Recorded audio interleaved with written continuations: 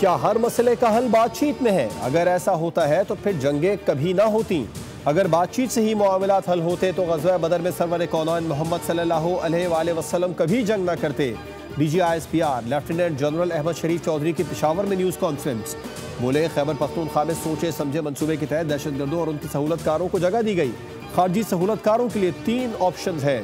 सहूलतकार खुद खारजियों को रियासत के हवाले कर दें, खारजियों के खिलाफ रियासत के साथ मिलकर लड़ें, या पाक फौज के एक्शन के लिए तैयार हो जाएं।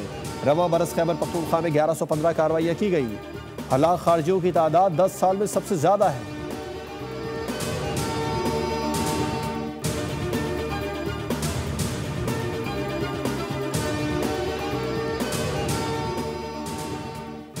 और जंगबंदी मुआहदे पर अमल दरामद का आगाज। इसराइली फौजी गजा से वापसी की राह लेने लगे। इसराइली फौज की जानिब से भी गजा जंगबंदी मुआहदा नाफिजुल अमल होने का ऐलान कर दिया गया।